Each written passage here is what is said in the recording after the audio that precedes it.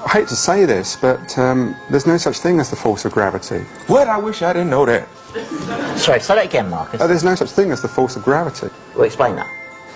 I can explain it with some maggots. That's why it took Einstein to realise, it took a genius to realise that there is no force, but all that's happening is the Earth is moving in a straight line.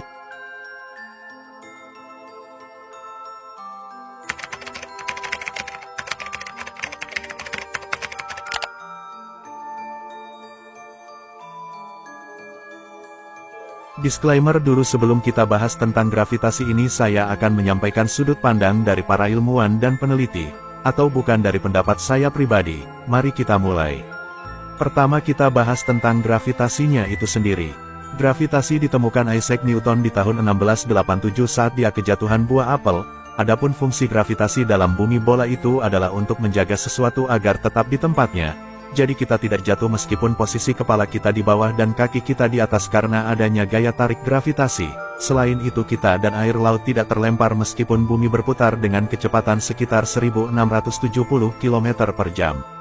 Namun ada beberapa hal yang Newton pun tidak bisa menjelaskan, diantaranya jika apel tadi jatuh ke kepala Newton secara vertikal lalu mengapa matahari yang disebut Newton mempunyai gravitasi membuat planet-planet melayang mengelilingi matahari tanpa henti. Sedangkan dalam percobaan ilmiah tak ada satupun benda yang bisa melayang berkeliling karena gravitasi.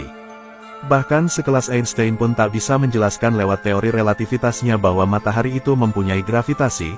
Percobaan ilmiah dari pendapat Einstein yang menyebut jika bumi dan planet-planet bisa berkeliling tanpa henti itu disebabkan ruang dan waktu melengkung, tak sesuai dengan penelitian ilmiah, karena pada akhirnya putaran itu tak bisa bertahan lama. Namun jika kita bertanya apa yang membuat matahari dan bulan beredar pada porosnya, maka ilmuwan Nikola Tesla akan menjawab elektromagnetik. Seperti fenomena elektron berputar-putar mengelilingi inti atom, Niels Bohr ilmuwan penemu kuantum leap dalam atom mengatakan karena elektromagnetik. Menurut Nikola Tesla bumi adalah pusat alam semesta yang memiliki energi dahsyat termasuk menggerakkan matahari, bulan dan bintang-bintang. Tesla juga mengatakan bahwa matahari dan bulan digerakkan secara wireless oleh medan elektromagnetik. Kemudian mengenai kenapa paku besi bisa tenggelam dalam air sedangkan benda ringan kok bisa terapung dalam air, padahal jika ada gaya tarik gravitasi pasti benda ringan juga akan ikut tenggelam. Apapun alasannya entah karena bahan dari benda ringan itu sendiri atau massa jenis benda itu kecil, jika di bumi ini ada gaya tarik seringan apapun benda pasti akan tertarik ke bawah. Untuk hal ini fisikawan Archimedes akan memberikan jawaban yang berbeda dari Newton yaitu karena berat jenis.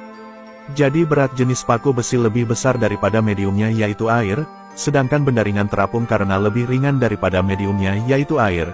Makanya semakin berat benda yang terjatuh, maka akan semakin keras pula hantamannya karena berat jenis benda itu sendiri. Lalu mengapa gravitasi bisa menahan air laut yang sangat luas menjadi tidak tumpah sedangkan bumi berputar? Padahal jika kita goyangkan air di gelas sedikit saja maka airnya akan muncrat.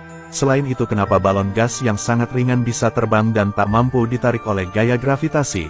Untuk kali ini mungkin Newton akan menjawab anti-gravitasi, sedangkan Archimedes masih akan tetap menjawab dengan hal yang sama yaitu berat jenis. Jadi balon helium bisa terbang karena berat jenisnya lebih kecil daripada mediumnya yaitu udara, sesimpel itu saja. Selain itu banyak orang tidak tahu dalam situs NCSE dicatat jika gravitasi yang mulai diajarkan pada dunia di abad ke-16 itu hanyalah sebuah teori bukan fakta. Dari paparan yang disampaikan para ilmuwan tadi, mana yang lebih masuk di akal menurut kalian? Apakah gravitasi itu ada atau tidak?